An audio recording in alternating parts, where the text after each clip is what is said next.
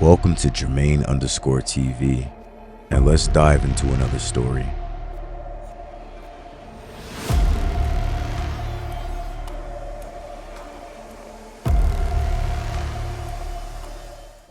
Tales from the Brothers Grimm.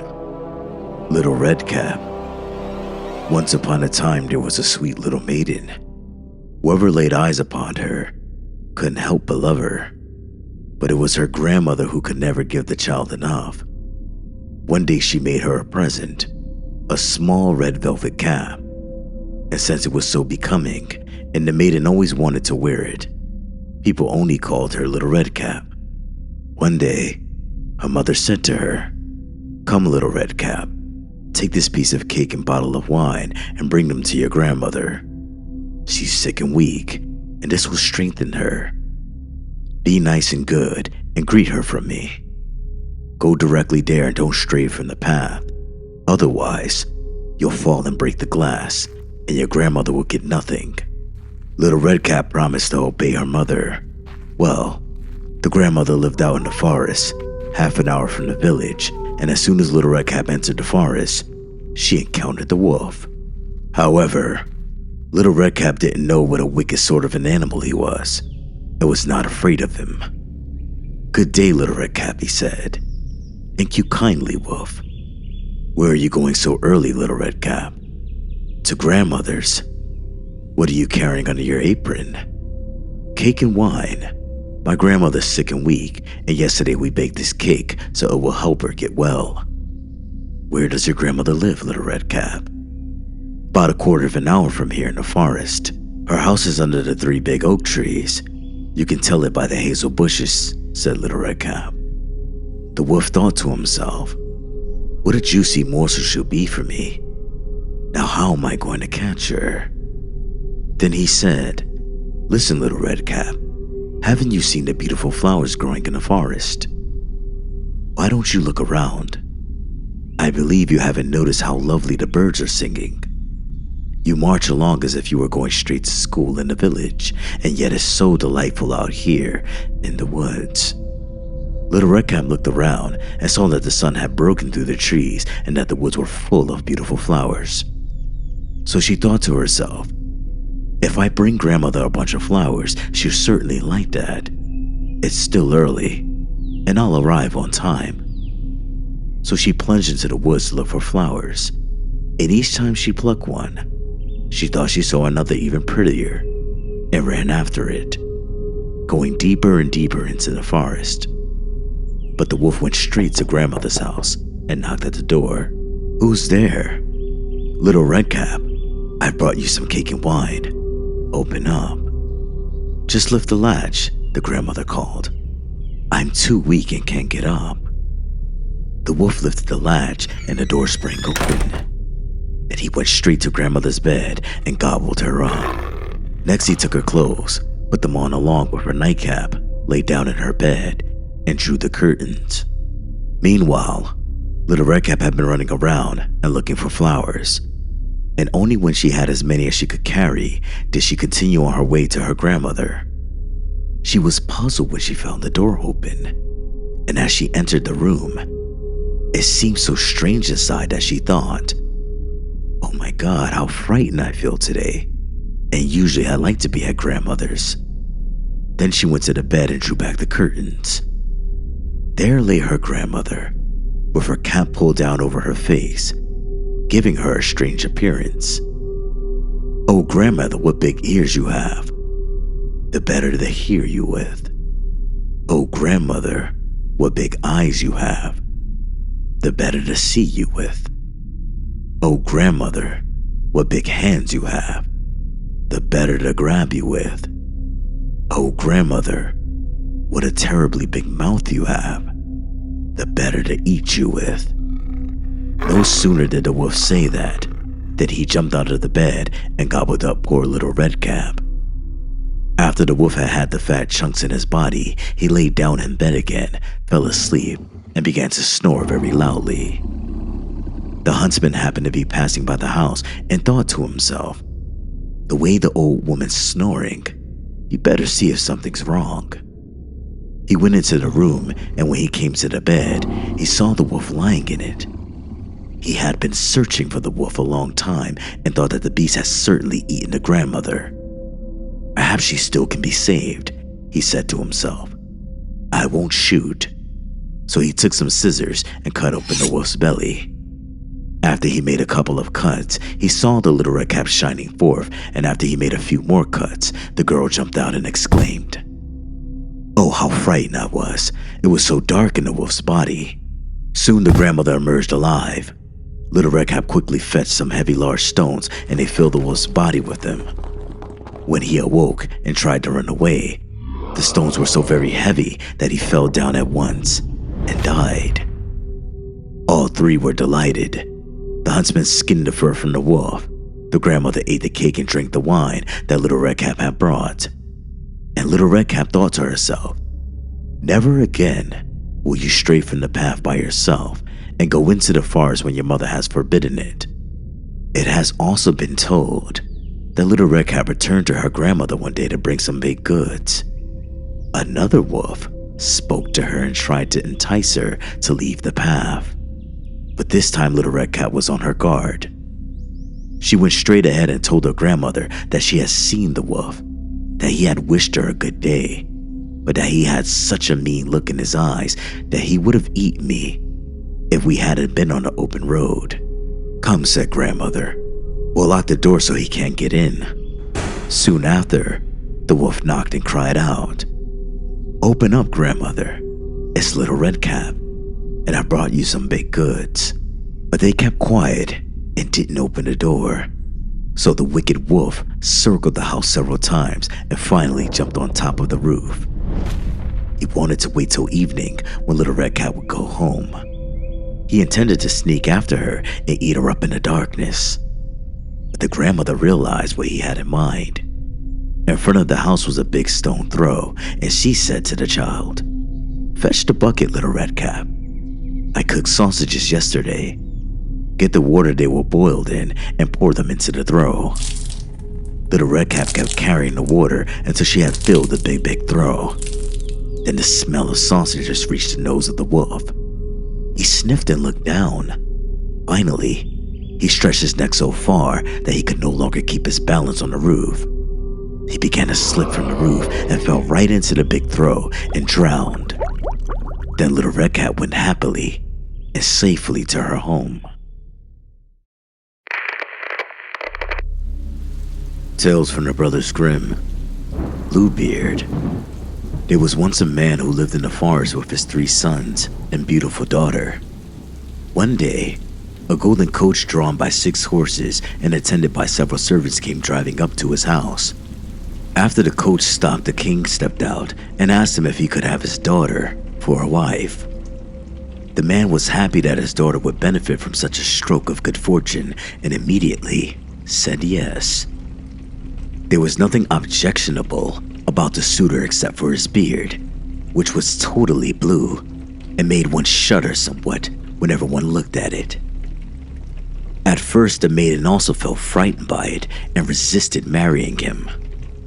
But her father kept urging her, and finally, she consented.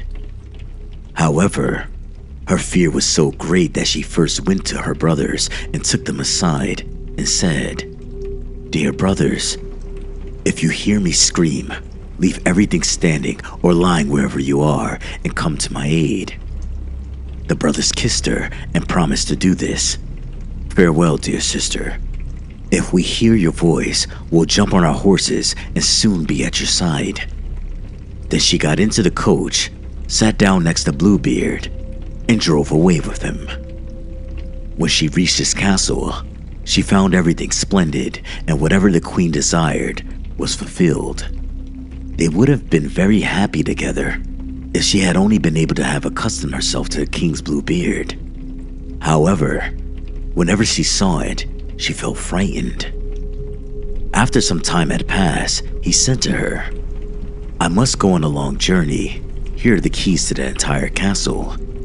You can open all the rooms and look at everything, but I forbid you to open one particular room, which this little golden key can unlock. If you open it, you will pay for it with your life." She took the key and promised to obey him. Once he had departed, she opened one door after another and saw so many treasures and magnificent things that she thought that they must have been gathered from all over the world. Soon, nothing was left but the forbidden room. Since the key was made of gold, she believed that the most precious things were probably kept there.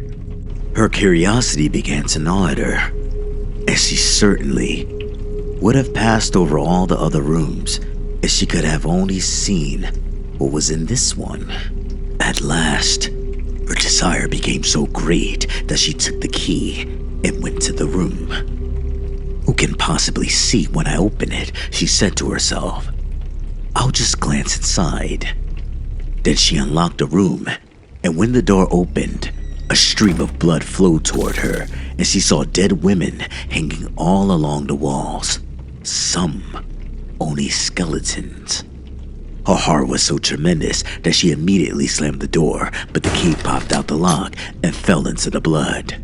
Swiftly she picked it up and tried to wipe away the blood, but to no avail. When she wiped the blood away on one side, it appeared on the other. She sat down, rubbed the key throughout the day, and tried everything possible, but nothing helped. The bloodstains could not be erased. Finally, in the evening, she stuck it into some hay, which was supposed to be able to absorb blood. The following day, Bluebeard came back, and the first thing he requested was the bunch of keys. Her heart pounded as she brought the keys, and she hoped that he wouldn't notice that the golden one was missing. However, he counted all of them, and when he was finished, he said, "Where's the key to the secret room?" As he said this, he looked straight into her eyes, causing her to blush red as blood. "It's upstairs," she answered. "I misplaced it. Tomorrow I'll go and look for it." "You better go now, dear wife. I need it today." "Oh, I might as well tell you. I lost it in the hay. I'll have to go and search for it first." "You haven't lost it," Bluebeard said angrily. "You stuck it there so that the hay would absorb the bloodstains. It's clear that you've disobeyed my command and entered the room. Now, you'll enter the room, whether you want to or not." Then he ordered her to fetch the key, which was still stained with blood. "Now, prepare yourself for your death. You shall die today," Bluebeard declared. He fetched his big knife and took it to the threshold of the house. "Just let me say my prayers before I die," she said. "All right, go ahead, but you better hurry. I don't have much time to waste." She ran upstairs and cried out of the window as loud as she could, "Brothers, my dear brothers, come help me." The brothers were sitting in the forest and drinking some cool wine. The youngest said, "I think I heard our sister's voice. Let's go. We must hurry and help her." They jumped on their horses and rode like thunder and lightning. Meanwhile, their sister was on her knees, praying in fear. "Well, are you almost done?" Bluebeard called from below, and she heard him sharpening his knife at the bottom step. She looked out the window but could only see a cloud of dust as if a herd were coming. So she screamed once again, "Brothers, my dear brothers, come help me." And her fear became greater and greater when Bluebeard called, "If you don't come down soon, I'll be up to get you. My knife's been sharpened." She looked out the window again and saw her three brothers riding across the field as though they were birds flying through the air. For the third time she screamed desperately and with all her might, "Brothers, my dear brothers, come help me." The youngest brother was already so near that she could hear his voice. "Calm yourself. Another moment, dear sister, and we'll be at your side." But Bluebeard cried out, "That's enough praying. I'm not going to wait any longer. If you don't come, I'm going to fetch you." "Oh, just let me pray for my three dear brothers." However, he wouldn't listen to her. Instead, he went upstairs and dragged her down. Then he grabbed her by the hair and was about to plunge the knife into her heart when the three brothers knocked at the door, charged inside, and tore their sister out of his hands. They then drew out their sabers and cut him down. Afterward, he was hung up in a bloody chamber next to the women he had killed. Later, the brothers took their dear sister home with them, and all of Bluebeard's treasures belonged to her. Tales from the Brothers Grimm, The Children of Hamelin. In the year 1284, a mysterious man appeared in Hamelin. He was wearing a coat of many-colored bright cloth, for which reason he was called the Pied Piper. He claimed to be a rat catcher, and he promised that for a certain sum that he would rid the city of all mice and rats. The citizens struck a deal, promising him a certain price. The rat catcher then took a small pipe from his pocket and began to blow on it. Rats and mice immediately came from every house and gathered around him. When he thought that he had them all, he led them to the river Vaser, where he pulled up his clothes and walked into the water. The animals all followed him, fell in, and drowned. Now that the citizens had been freed of their plague, they regretted having promised so much money, and using all kinds of excuses, they refused to pay him. Finally, he went away, bitter and angry. He returned on June 26, St. John's and St. Paul's Day, early in the morning at 7 o'clock. Others say it was noon. Now dressed in a hunter's costume, with a dreadful look on his face and wearing a strange red hat. He sounded his pipe in the streets, but this time it wasn't rats and mice that came to him, but rather children, a great number of boys and girls from their 4th year on. Among them was the mayor's grown daughter. The swarm followed him, and he led them into a mountain, where he disappeared with them. All this was seen by a babysitter who, carrying a child in her arms, had followed them from a distance, but had then turned around and carried the news back to town. The anxious parents ran in droves to the town's gates, seeking their children. The mothers cried out and sobbed pitifully. Within the hour, messengers were sent everywhere by water and by land inquiring if the children, or any of them, had been seen. But it was all for naught. In total, 130 were lost. 2, as some say, had lagged behind and came back. One of them was blind, and the other mute. The blind one was not able to point out the place, but was able to tell how they had followed the piper. The mute one was able to point out the place, although he had heard nothing. A little boy in shirt sleeves had gone along with the others, but had turned back to fetch his jacket, and thus escaped the tragedy. For when he returned, the others had already disappeared into a cave within the hill. This cave is still shown until the middle of the 18th century, and probably still today. The street through which the children were let out the town gate was called the Bunchloose Street, because no dancing or music was allowed there. Indeed, when a bridal procession on its way to church crossed the street, the musicians would have to stop playing. The mountain near Hamelin, where the children disappeared, is called Poppenberg. 2 stone monuments in the form of crosses have been erected there, one on the left side and one on the right. Some say that the children were led into a cave and that they came out again in Transylvania. The citizens of Hamelin recorded this event in their town register, and they came to date all their proclamations according to the years and days since the loss of their children. According to Seyfried, the 22nd rather than the 26th of June was entered into the town register. The following lines were inscribed on the town hall. In the year 1284, after the birth of Christ, from Hamelin were led away 130 children born at this place, led away by a piper into a mountain. Tales from the Brothers Grimm, Rumplestiltskin, Once upon a time, there was a miller who was poor, but he had a beautiful daughter. Now one day, he happened to talk to the king and said, "I have a daughter who knows the art of transforming straw into gold." So the king had the miller's daughter summoned to him right away and ordered her to spin all the straw in the room into gold in one night. And if she couldn't do this, she would die. Then she was locked in a room where she sat and wept. For the life of her, she didn't have the slightest inkling of how to spin straw into gold.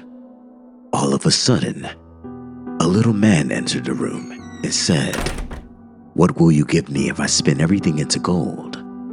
She took off her necklace and gave it to the little man, and he did what he promised. The next morning, the king found the entire room filled with gold, but because of this, his heart grew even greedier, and he locked the miller's daughter in another room full of straw that was even larger than the first, and she was to spin it all into gold. Then the little man came again, and she gave him a ring from one of her fingers, and everything was spun into gold. However, on the third night, the king had locked her again in another room that was larger than the other two and filled with straw. "If you succeed, you shall become my wife," he said. Then the little man came again and spoke, "I'll do everything for you one more time, but you must promise me your firstborn child that you have with the king." Out of desperation, she promised him what he wanted, and when the king saw once again how the straw had been spun into gold, he took the miller's beautiful daughter for his wife. Soon thereafter, the queen gave birth, and a little man appeared before her and demanded the promised child. However, the queen offered the little man all that she could and all the treasures of the kingdom if he would let her keep her child, but it was all in vain. Then the little man said, "In 3 days, I will come again to fetch the child, but if you know my name by then, you shall keep the child." During the first and second nights, the queen tried to think of the little man's name, but she wasn't able to come up with a name and became completely depressed.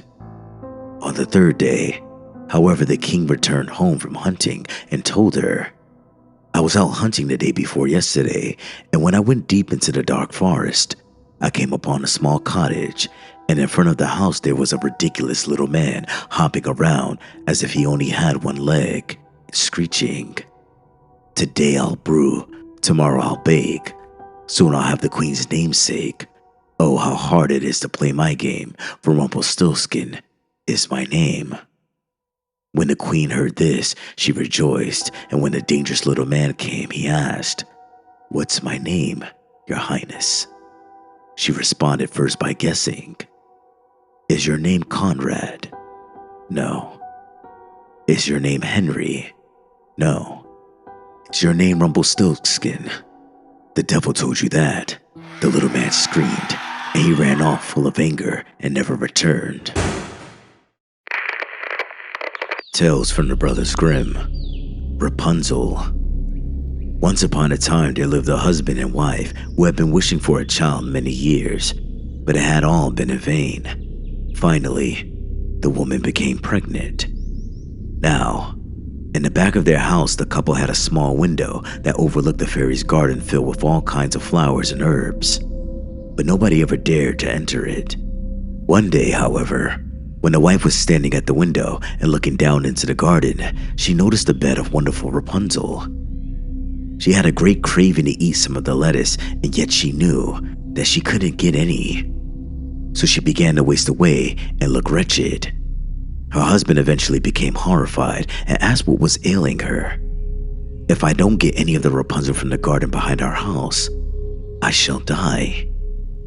Her husband loved her very much and thought, no matter what it cost, you're going to get her some Rapunzel. So one evening, he quickly climbed over the high wall into the garden, grabbed a handful of Rapunzel, and brought the lettuce to his wife. Then she immediately made a salad and ate it with great zest. However, the Rapunzel tasted so good to her, so very good, that her craving for it became 3 times greater by the next day. Her husband knew that if she was ever to be satisfied, he had to climb into the garden once more. And so he went over the wall into the garden, but was extremely terrified when he stood face to face with the fairy. who angrily berated him for daring to come into the garden and stealing her Rapunzel. He excused himself as best as he could by explaining that his wife was pregnant and that it had become too dangerous to deny her the Rapunzel. "All right," the fairy finally spoke. "I shall permit you to take as much Rapunzel as you like, but only if you give me the child that your wife is carrying." In his fear, the man agreed to everything, and when his wife gave birth, the fairy appeared at once, named the baby girl Rapunzel, and took her away. Rapunzel grew to be the most beautiful child under the sun, but when she turned 12, the fairy locked her in a very high tower that had neither doors nor stairs, only a little window high above. Whenever the fairy wanted to enter the tower, she would stand below and call out, "Rapunzel, Rapunzel, let down your hair." Rapunzel had radiant hair as fine as spun gold. Each time she heard the fairy's voice, she unpinned her braids and wound them around a hook on the window. Then she let her hair drop 20 yards and the fairy would climb up on it. One day, a young prince went riding through the forest and came upon the tower. He looked up and saw beautiful Rapunzel at the window. When he heard her singing with such a sweet voice, he fell completely in love with her. However, since there were no doors in the tower and no ladder could ever reach her high window, he fell into despair. Nevertheless, he went into the forest every day until one time he saw the fairy, who called out, "Rapunzel, Rapunzel, let down your hair." As a result, he now knew what kind of ladder he needed to climb up into the tower. He took careful note of the words he had to say, and the next day at dusk, he went to the tower and called out, "Rapunzel, Rapunzel, let down your hair." So she let her hair drop, and when her braids were at the bottom of the tower, he tied them around, and she pulled them up.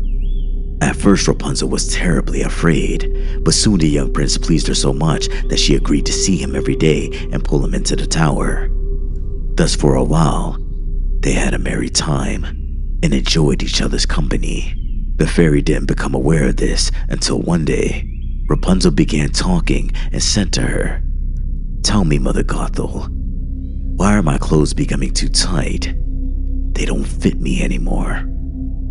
"Oh, you godless child," the fairy replied. "What's this I hear?" And she immediately realized that she had been betrayed and became furious. Then she grabbed Rapunzel's beautiful hair, wrapped it around her left hand a few times, picked up a pair of scissors with her right hand, and snip-snap, the hair was cut off. Afterward, the fairy banished Rapunzel to a desolate land where she had to live in great misery. In the course of time, she gave birth to twins, a boy and a girl. On the same day that the fairy had banished Rapunzel, she fastened the braids that she had cut off to the hook on the window, and that evening, when the prince came and called out, "Rapunzel, Rapunzel, let down your hair," she let the braids down.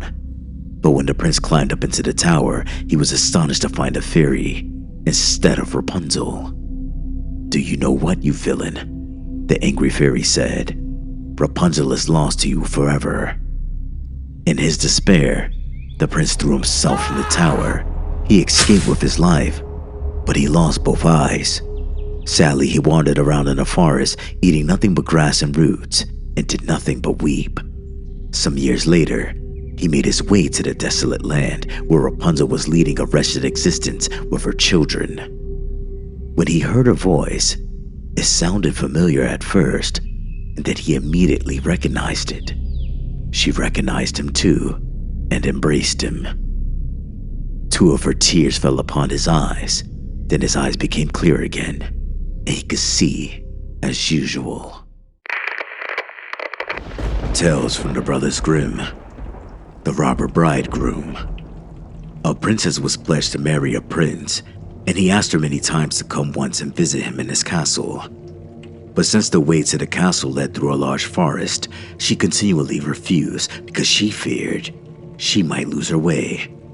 If that was her concern, the prince told her he would readily help her by tying a ribbon on each tree so that she could easily find her way.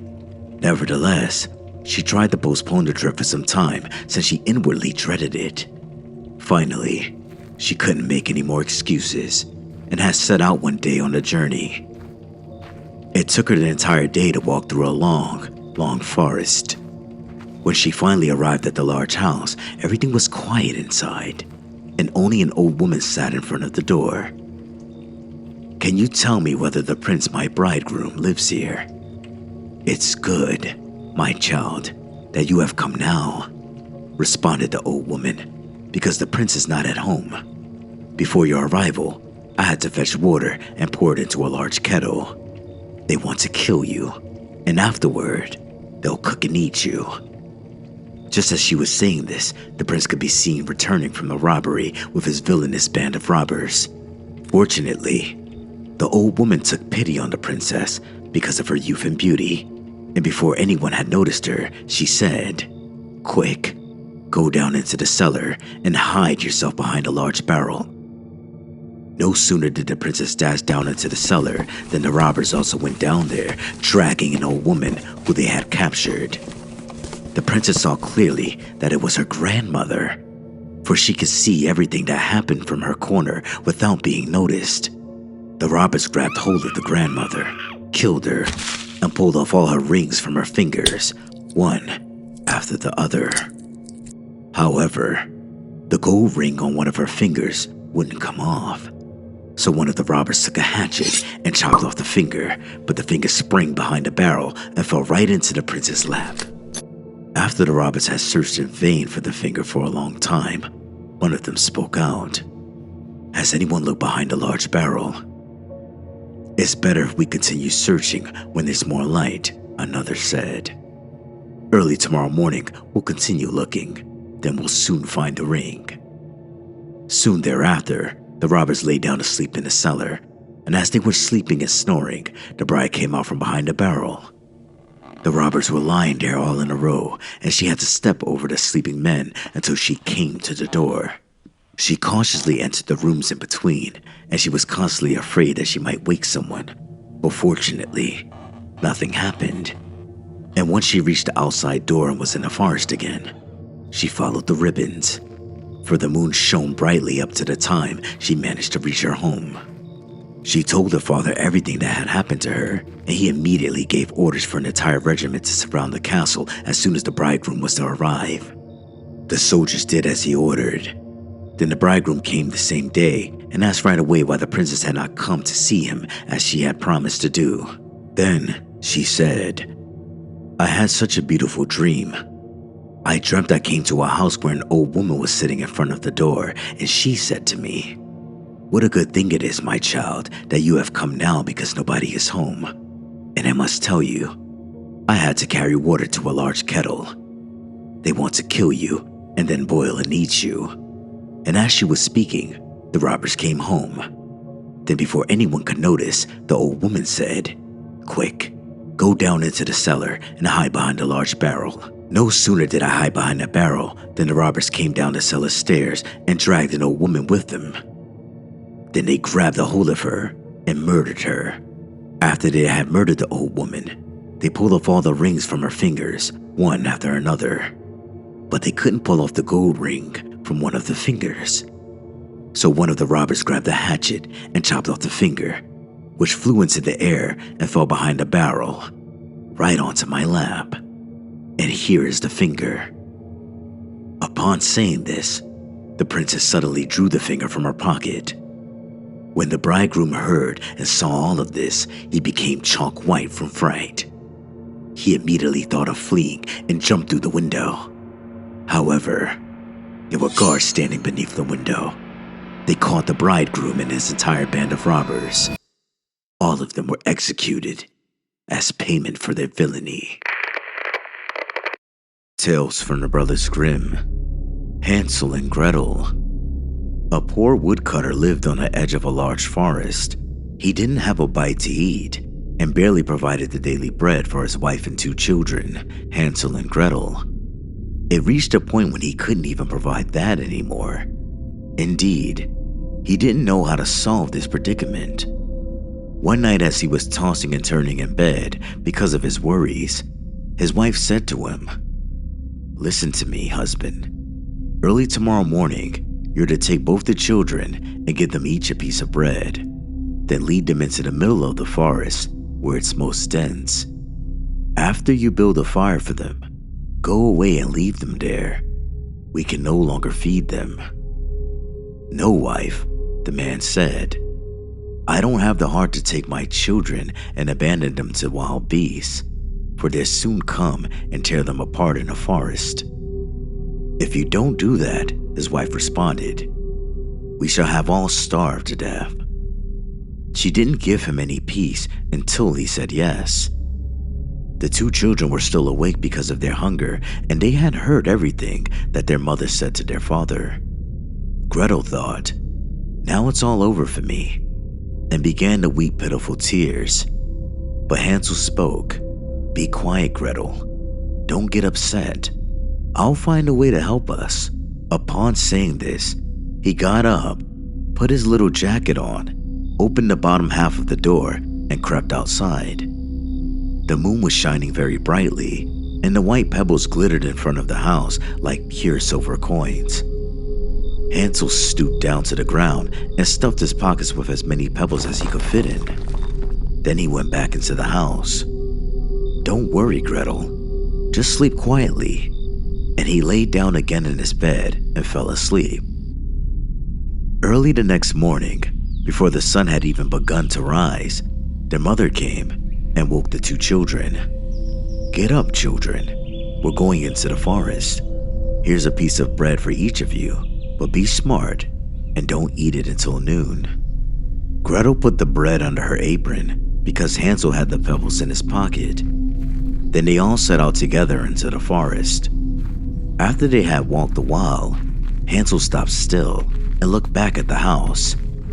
He did this time and again until his father said, "Hansel, what are you looking at there? And why are you dawdling? Pay attention and march along." "Oh, father," said Hansel, "I'm looking at my little white cat that's sitting up on the roof and wants to say goodbye to me." "You fool," the mother said. "That's not a cat. It's the morning sun shining on the chimney." But Hansel had not been looking at the cat. Instead, he had been looking at the shiny pebbles from his pocket that he had been dropping on the ground. When they reached the middle of the forest, the father said, "Children, I want you to gather some wood. I'm going to make a fire so you won't get cold." Hansel and Gretel gathered together some brushwood and built quite a nice little pile. The brushwood was soon kindled, and when the fire was ablaze, the mother said, "Now children, lie down by the fire and sleep. We're going into the forest to chop wood. When we're finished, we'll come back and get you." Hansel and Gretel sat by the fire, and when noon came, they kept eating their pieces of bread until evening. But their mother and father did not return. Nobody came to fetch them. When it became pitch dark, Gretel began to weep, but Hansel said, "Just wait a while until the moon has risen." And when the full moon had risen, Hansel took Gretel by the hand. The pebbles glittered like newly minted silver coins and showed them the way. They walked the whole night long and arrived back at their father's house at break of day. Their father rejoiced with all his heart when he saw his children again, for he had not liked the idea of abandoning them alone in the forest. Their mother also seemed to be delighted by their return, but secretly, she was angry. Not long after this, there was once again nothing to eat in the house, and one evening Gretel heard her mother say to their father, "The children found their way back one time, and I just let that go. But now there's nothing left in the house except for a half loaf of bread. Tomorrow you must take them further into the forest so that they won't find their way back home again. Otherwise, there's no hope for us." All of this saddened the father, and he thought, it'd be much better to share your last bite to eat with your children. But since he had given in the first time, he also had to yield the second. Hansel and Gretel overheard their parents' conversation. Then Hansel got up and intended to gather pebbles once again, but their parents had locked the door. Nevertheless, he comforted Gretel and said, "Just sleep, dear Gretel. The dear Lord will certainly help us." Early the next morning, they each received little pieces of bread, but they were smaller than the last time. On the way into the forest, Hansel crumbled the bread in his pocket and stopped as often as he could to throw the crumbs on the ground. "Hansel, why are you always stopping and looking around?" asked the father. "Keep going." "Oh, I'm looking at my little pigeon that's sitting on the roof and wants to say goodbye to me," Hansel answered. "You fool," his mother said. "That's not your little pigeon. It's the morning sun shining on the chimney." Now, their mother led the children even deeper into the forest until they came to a spot they had never been to before in their lives. Once again, they were to sleep by a large fire, and their parents were to come and fetch them in the evening. When noon came, Gretel shared her bread with Hansel because he had scattered his along the way. Noon went by, and then evening passed, but no one came for the poor children. Hansel comforted Gretel and said, "Just wait until the moon has risen, Gretel. Then I'll see the little breadcrumbs that I scattered. They'll show us the way back home." When the moon rose and Hansel looked for the breadcrumbs, they were gone because the many thousands of birds that fly about the forest had found them and gobbled them up. Nevertheless, Hansel believed he could find a way home and pulled Gretel along with him. But they soon lost their way in the great wilderness. They walked the entire night and all the next day as well, from morning till night, until they fell asleep from exhaustion. They were now also very hungry, for they had nothing to eat except for some berries that they had found growing on the ground. On the third day, they continued walking until noon. Then they came to a little house made of bread with cake for a roof and pure sugar for windows. "Let's sit down and eat until we're full," said Hansel. "I want to eat a piece of the roof. Gretel, you can have part of a window, since it's sweet." Hansel had already eaten a good piece of the roof, and Gretel had devoured a couple of small round windows and was about to break off a new one when they heard a shrill voice cry from inside. "Nibble, nibble, I hear a mouse. Who's that nibbling on my house?" Hansel and Gretel were so tremendously frightened that they dropped what they had in their hands, and immediately thereafter, a small ancient woman crept out of the door. She shook her head and said, "Well now, dear children, where have you come from? Come inside with me. You'll have a good time." She took them both by the hand and led them into her little house. Then she served them a good meal of milk and pancakes with sugar and apples and nuts. Afterward, she made up 2 beautiful beds, and when Hansel and Gretel lay down in them, they thought they were in heaven. The old woman, however, was really a wicked witch on the lookout for children and had built the house made of bread only to lure them into her. As soon as she had any of the children in her power, she would kill, cook, and eat them. It would be like a feast day for her. Therefore, she was quite happy that Hansel and Gretel had come her way. Early the next morning, before the children were awake, she got up and looked at the 2 of them sleeping so sweetly, and she was delighted and thought, "They'll certainly be a tasty meal for me." Then she grabbed Hansel and stuck him into a small coop, and when he woke up, he was behind a wire mesh used to lock up chickens, and he couldn't move about. Immediately after, she shook Gretel and yelled, "Get up, you lazy bones. Fetch some water and then go into the kitchen and cook something nice. Your brother's sitting in a chicken coop. I want to fatten him up, and when he's fat enough, I'm going to eat him. But now I want you to feed him." Gretel was frightened and wept, but she had to do what the witch demanded. So the very best food was cooked for poor Hansel so that he could become fat, while Gretel got nothing but crab shells. Every day the old woman came and called out, "Hansel, stick out your finger so I can feel whether you're fat enough." However, Hansel stuck out a little bone, and the witch was continually puzzled that Hansel didn't get any fatter. One evening, after a month had passed, she said to Gretel, Get a move on and fetch some water. I don't care whether your little brother's fat enough or not. He's going to be slaughtered and boiled tomorrow. In the meantime, I want to prepare the dough so that we could also bake."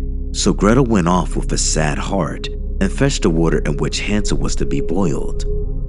Early the next morning, Gretel had to get up, light the fire, and hang up a kettle full of water. "Make sure that it boils," said the witch. "I'm going to light the fire in the oven and shove the bread inside." Gretel was standing in the kitchen and wept bloody tears and thought, "It would have been better off if the wild animals in the forest had eaten us. Then we would have died together and wouldn't have to bear this sorrow, and I wouldn't have to boil the water that will be the death of my dear brother. Oh dear God, help us poor children get out of this predicament." Then the old woman called, "Gretel, come right away over here to the oven." When Gretel came, she said, "Look inside and see if the bread is already nice and brown and well done. My eyes are weak. I can no longer see well from a distance, and if you can't see, then sit down on the board and I'll shove you inside. Then you can get around inside and check everything."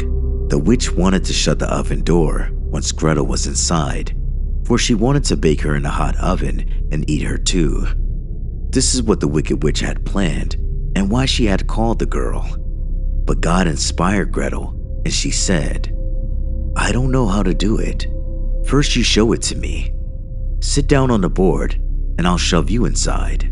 And so the old woman sat down on the board, and since she was light, Gretel shoved her inside as far as she could, and then she quickly shut the oven door and bolted it with an iron bar.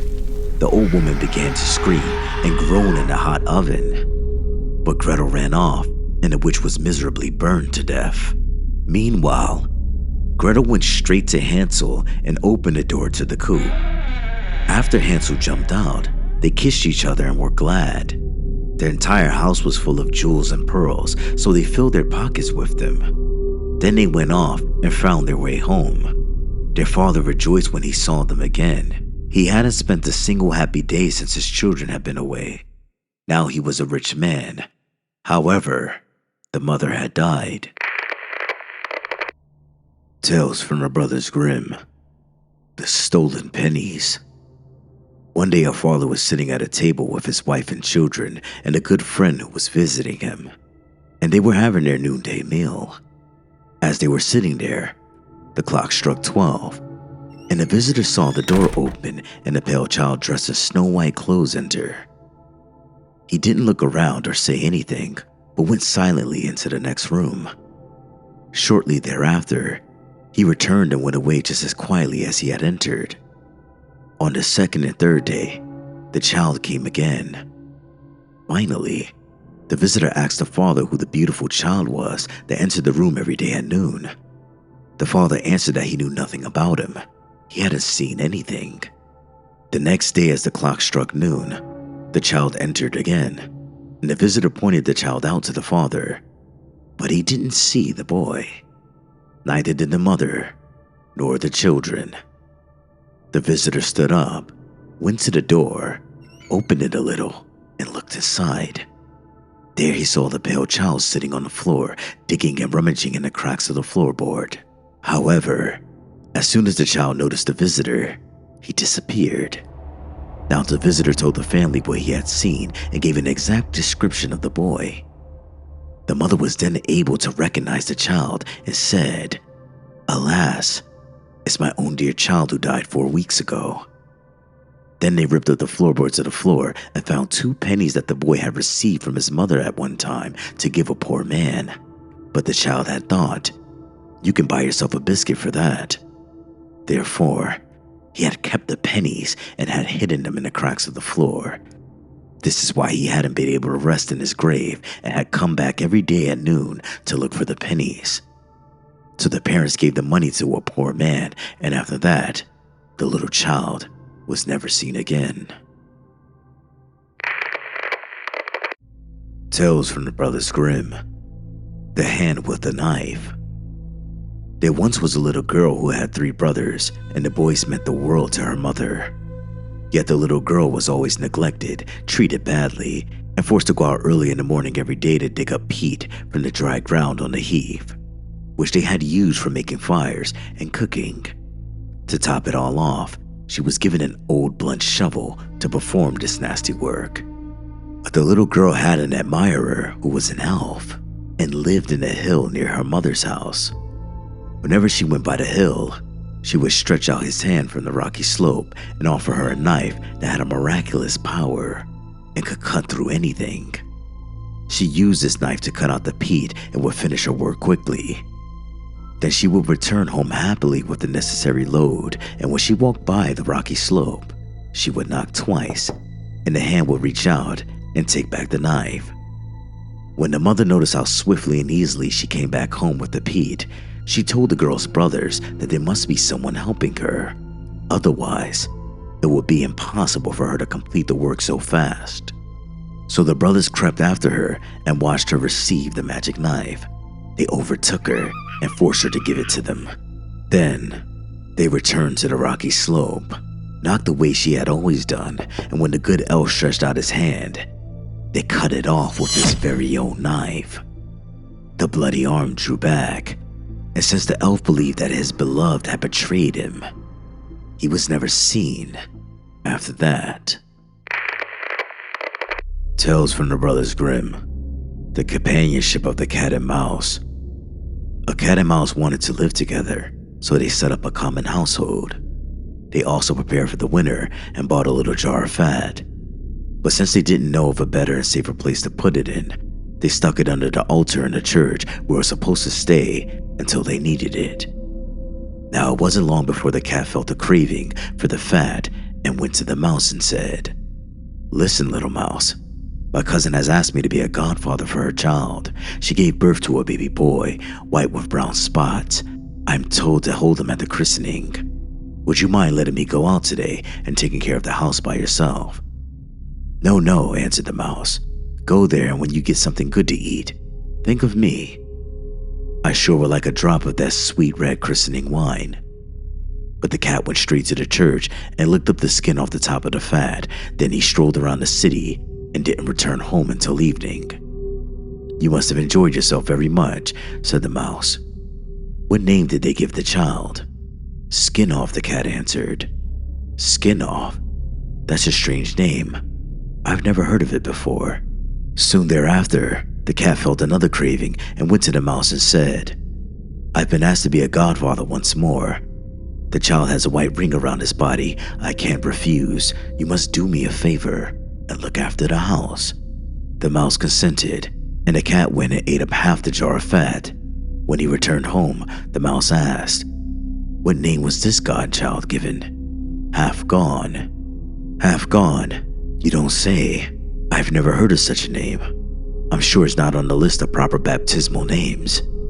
Now the cat couldn't stop thinking about the jar of fat. "I've been asked to be a godfather again for a third time.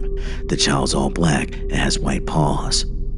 Aside from that, there's not a white hair on his body. That only happens once every few years. You'll let me go, won't you?" "Skin Off, Half Gone," the mouse said.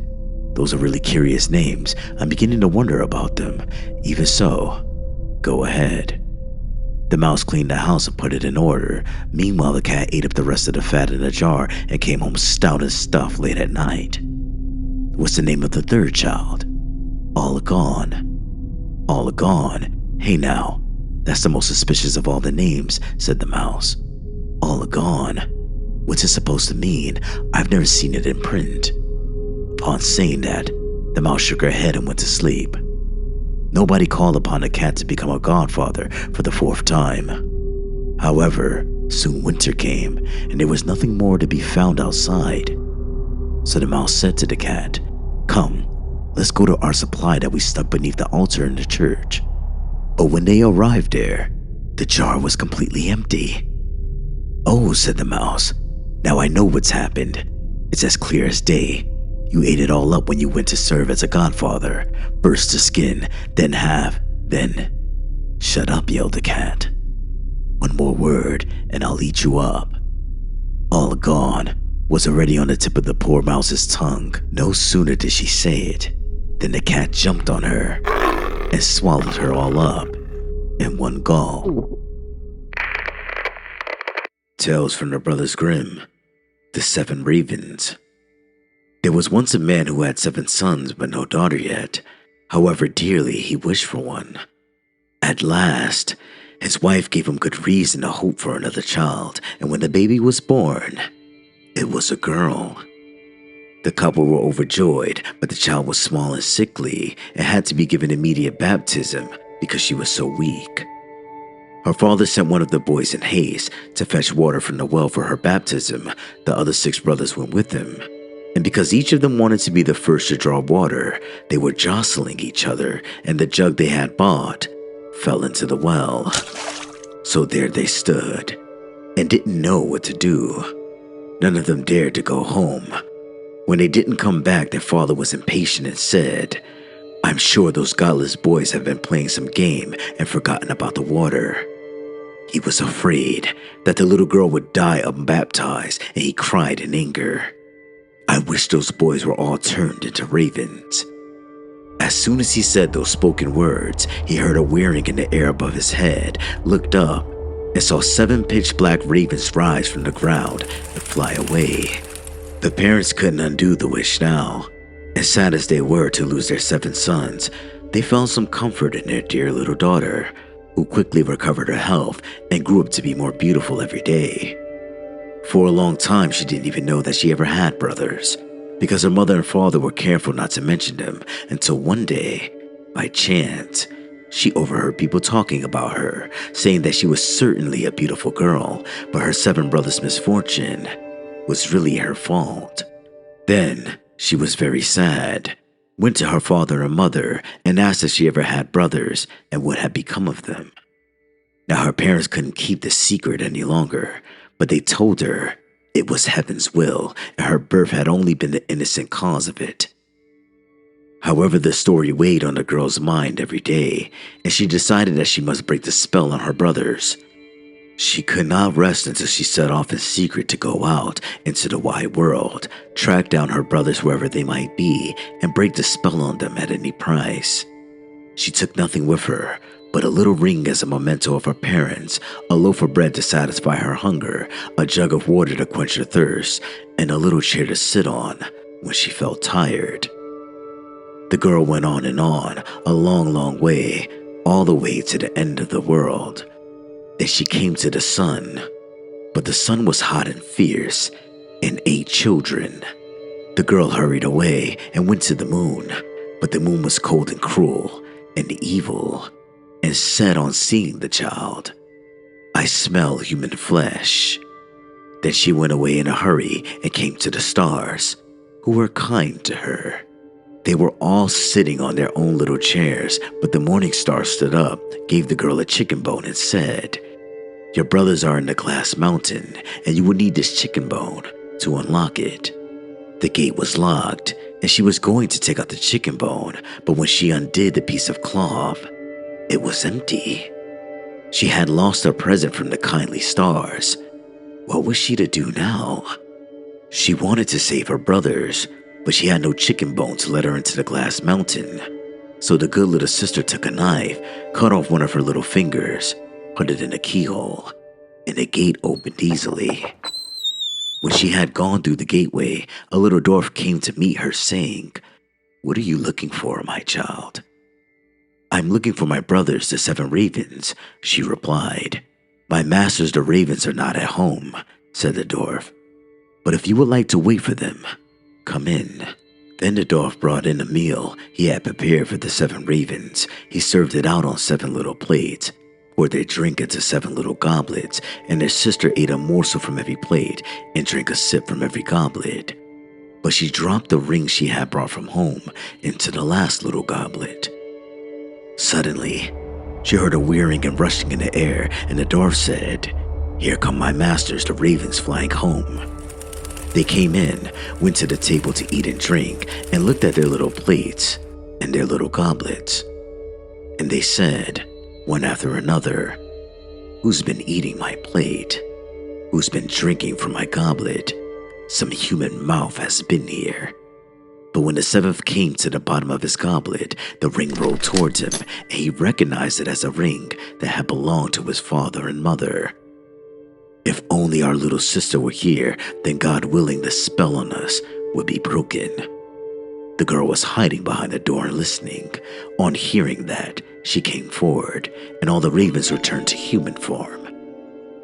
They and their sister hugged and kissed one another, and they went home happily. Tales from the Brothers Grimm. The Juniper Tree. All this took place a long time ago, most likely some 2,000 years ago.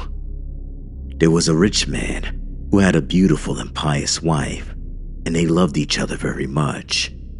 Though they didn't have any children, they longed to have some. Day and night the wife prayed for a child, but still none came, and everything remained the same. Now, in the front of the house there was a yard, and in the yard stood a juniper tree. One day, during winter, the wife was under the tree peeling an apple, and as she was peeling it, she cut her finger, and her blood dripped onto the snow. "Oh," said the wife, and she heaved a great sigh. While she looked at the blood before her, she became quite sad. If only I had a child as red as the blood and as white as the snow. Upon saying that, her mood changed, and she became very cheerful, for she felt something might come of it. Then she went home. After a month, the snow vanished. After 2 months, everything turned green. After 3 months, the flowers sprouted from the ground. After 4 months, all the trees in the woods grew more solid, and the green branches became intertwined. The birds began to sing, and their song resounded throughout the forest as the blossoms fell from the trees. Soon the 5th month passed, and when the wife stood under the juniper tree, it smelled so sweetly that her heart leapt for joy. Indeed, she was so overcome by joy that she fell down on her knees. When the 6th month had passed, the fruit was large and firm, and she was quite still. In the 7th month, she picked the juniper berries and ate them so avidly that she became sad and sick. After the 8th month passed, she called her husband to her and wept. "If I die," she said, "bury me under the juniper tree." After that, she was quite content and relieved until the 9th month had passed. Then she had a child as white as snow and as red as blood. When she saw the baby, she was so delighted that she died. Her husband buried her under the juniper tree, and he began weeping a great deal. After some time, he felt much better, but he still wept every now and then. Eventually, he stopped, and after more time passed, he took another wife. With his second wife, he had a daughter, while the child from the first wife was a little boy who was as red as blood and as white as snow. Whenever the woman looked at her daughter, she felt great love for her, but whenever she looked at the little boy, her heart was cut to the quick. She couldn't forget that he would always stand in her way and prevent her daughter from inheriting everything, which was what the woman had in mind. Gradually, the devil took hold of her and influenced her feelings towards the boy until she became quite cruel towards him. She pushed him from one place to the next, slapped him here and cuffed him there, so that the poor child lived in constant fear. When he came home from school, he found no peace at all. One day, the woman went up to her room and her little daughter followed her and said, "Mother, give me an apple." "Yes, my child," said the woman, and she gave her a beautiful apple from the chest that had a large heavy lid with a big, sharp iron lock. "Mother," said the little daughter, "shouldn't brother get one too?" The woman was irritated by that remark, but she said, "Yes, as soon as he comes home from school." And when she looked out of the window and saw him coming, the devil took possession of her, and she snatched the apple away from her daughter. "You shan't have one before your brother," she said, and threw the apple into the chest and shut it. Meanwhile, the little boy came through the door, and the devil compelled her to be friendly to him and say, "Would you like to have an apple, my son?" Yet, she gave him a fierce look. "Mother," said the little boy, "how ferocious you look. Yes, give me an apple." Then she felt compelled to coax him. "Come over here," she said, as she lifted the lid. "Take out an apple for yourself." And as the little boy leaned over the chest, the devil prompted her, and crash! She slammed the lid so hard that his head flew off and fell among the apples. Then she was struck by fear and thought, "How am I going to get out of this?" She went up to her room and straight to her dresser, where she took out a white handkerchief from a drawer. She put the boy's head back on his neck and tied the neckerchief around it so nothing could be seen. Then she set him in a chair in front of the door and put the apple in his hand. Sometime later, little Marlene came into the kitchen and went up to her mother, who was standing by the fire in front of a pot of hot water, which she was constantly stirring. "Mother," said Marlene, "brother's sitting by the door and looks very pale. He's got an apple in his hand, and I asked him to give me the apple, but he didn't answer, and I became very scared." "Go back to him," said the mother, "and if he doesn't answer you, give him a box on the ear." Little Marlene returned to him and said, "Brother, give me the apple." But he wouldn't respond, so she gave him a box on the ear, and his head fell off. The little girl was so frightened that she began to cry and howl. She ran to her mother and said, "Oh, mother, I've knocked my brother's head off." And she wept and wept and couldn't be comforted. "Marlene," said the mother, "what have you done? You're not to open your mouth about this. We don't want anyone to know, and besides, there's nothing we can do about it now, so we'll make a stew out of him." The mother took the little boy and chopped them into pieces. Next, she put them into a pot and let them stew. But Marlene stood by and wept until all her tears fell into the pot, so it didn't need any salt. When the father came home, he sat down at the table and asked, "Where's my son?" The mother served the huge portion of the stewed meat, and Marlene wept and couldn't stop. "Where's my son?" the father asked again. "Oh," said the mother, "he's gone off into the country to visit his mother's great uncle. He intends to stay there a while. What's he going to do there? He didn't even say goodbye to me." "Well, he wanted to go very badly and asked if he could stay there 6 weeks. They'll take good care of him." "Oh, that makes me sad," said the man. "It's not right. He should have said goodbye to me." Then he began to eat and said, "Marlene, what are you crying for? Your brother will come back soon." Without pausing, he said, "Oh, wife, the food tastes great. Give me some more." The more he ate, the more he wanted. "Give me some more," he said. "I'm not going to share this with you. Somehow, I feel as if it were all mine." As he ate and ate, he threw the bones under the table until he was all done. Meanwhile, Marlene went to her dresser and took out her best silk neckerchief from the bottom drawer, gathered all the bones from beneath the table, tied them up in her silk neckerchief, and carried them outside the door. There she wept bitter tears and laid the bones underneath the juniper tree. As she put them there, she suddenly felt relieved and stopped crying. Now the juniper tree began to move. The branches separated and came together again, as though they were clapping their hands in joy. At the same time, smoke came out of the tree, and in the middle of the smoke there was a flame that seemed to be humming. Then a beautiful bird flew out of the fire and began singing magnificently. He soared high in the air, and after he vanished, the juniper tree was as it was before. Yet the silk neckerchief was gone. Marlene was very happy and gay. It was as if her brother were still alive, and she went merrily back into the house, sat down at the table, and ate. Meanwhile, the bird flew away, landed on the roof of a goldsmith's house, and began to sing. My mother, she killed me. My father, he ate me. My sister Marlene, she made sure to see my bones were gathered secretly, bound nicely in silk, as neat as can be, and laid them beneath the juniper tree.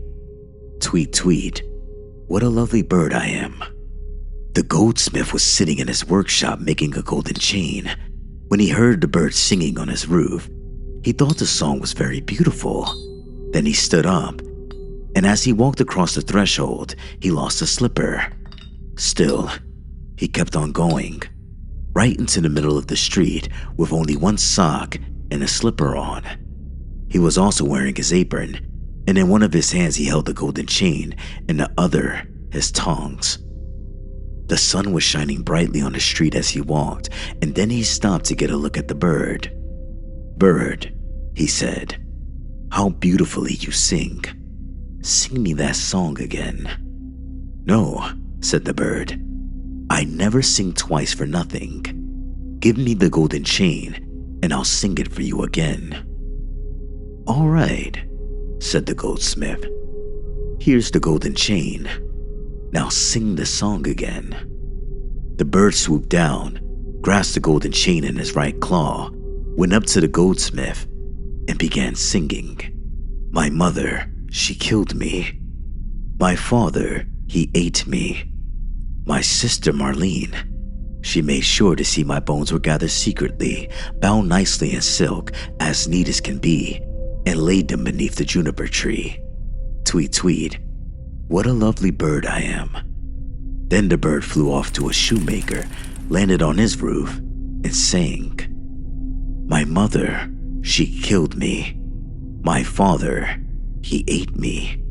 My sister Marlene, she made sure to see my bones were gathered secretly, bound nicely in silk, as neat as can be, and laid them beneath the juniper tree. Tweet, tweet, what a lovely bird I am. When the shoemaker heard the song, he ran to the door in his shirt sleeves and looked up at the roof, keeping his hands over his eyes to protect them from the bright sun.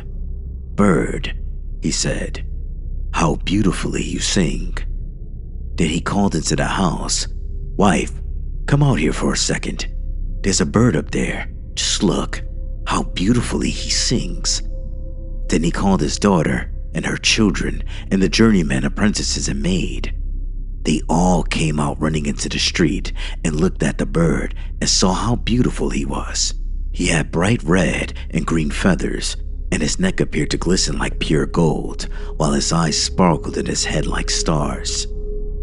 Bird, said the shoemaker, now sing me that song again. No, said the bird, I never sing twice for nothing. You'll have to give me a present. Wife, said the man, go into the shop.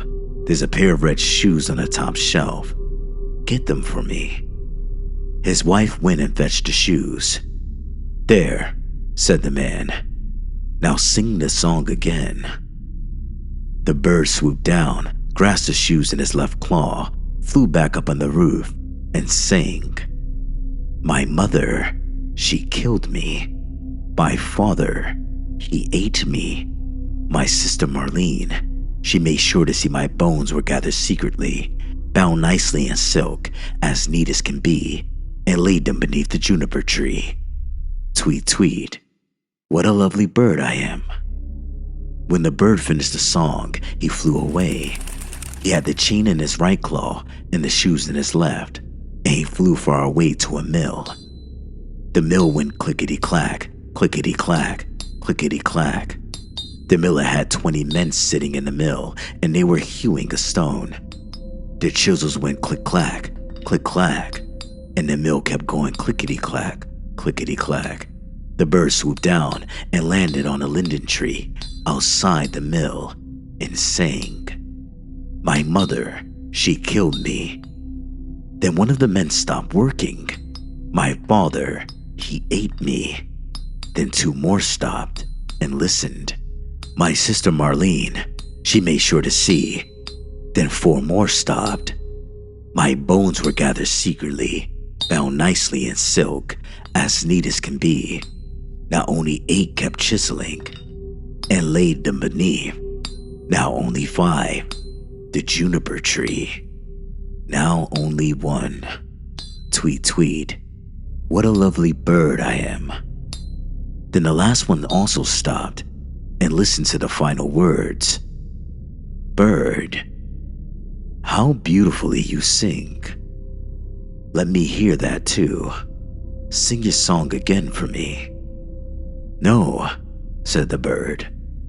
I never sing twice for nothing. Give me the millstone, and I'll sing the song again. If I would, I could, he said, but the millstone doesn't belong to me alone. If he sings again, said the others, he can have it. Then the bird swooped down, and all 20 of the miller's men took some wooden beams to lift the stone. Heave ho, heave ho. Then the bird stuck his neck out through the hole and put the stone on like a collar, flew back to the tree, and sang, My mother, she killed me. My father, he ate me. My sister Marlene, she made sure to see my bones were gathered secretly, bound nicely in silk, as neat as can be, and laid them beneath the juniper tree.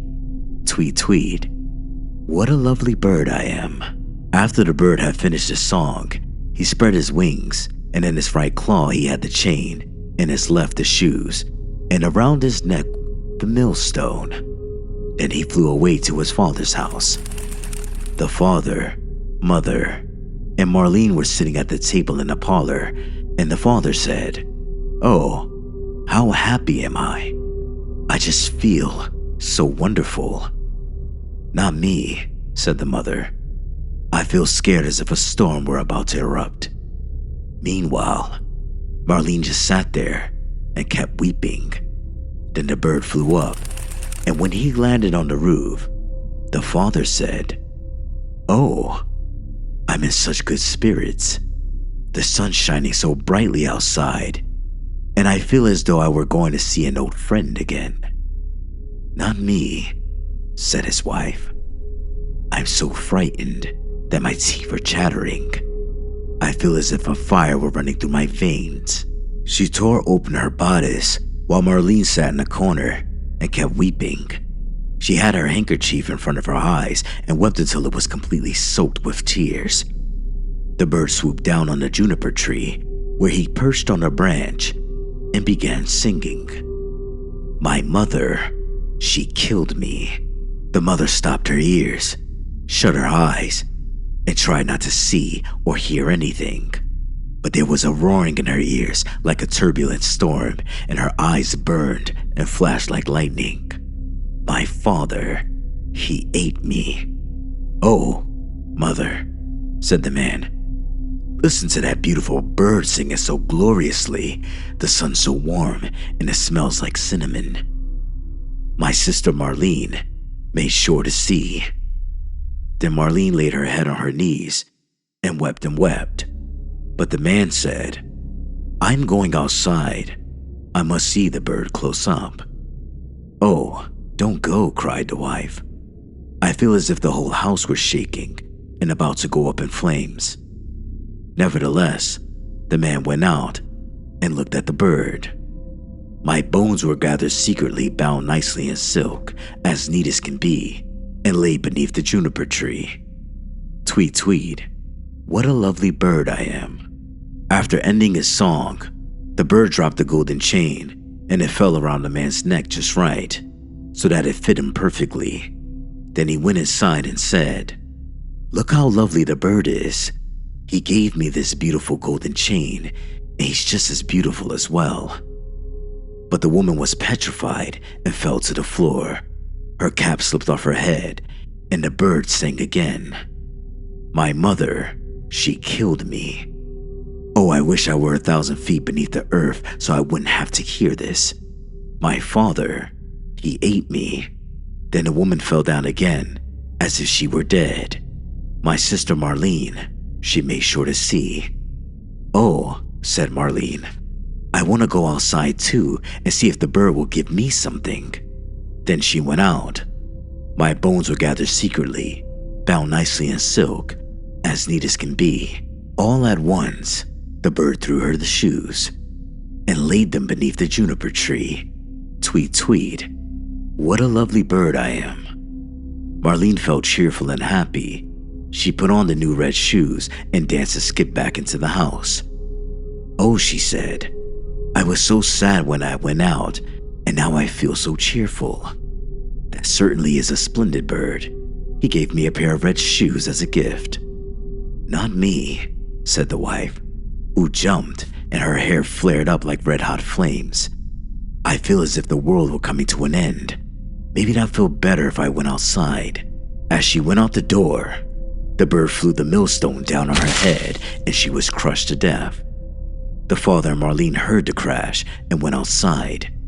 Smoke, flames, and fire were rising from the spot, and when it was over, the little brother was standing there. He took his father and Marlene by the hand, and all three were very happy. Then they went into the house, sat down at the table, and ate. This concludes our story. Thank you for listening. I hope you enjoyed the content. Please like, comment, and subscribe, and I'll see you in the next video. Bye.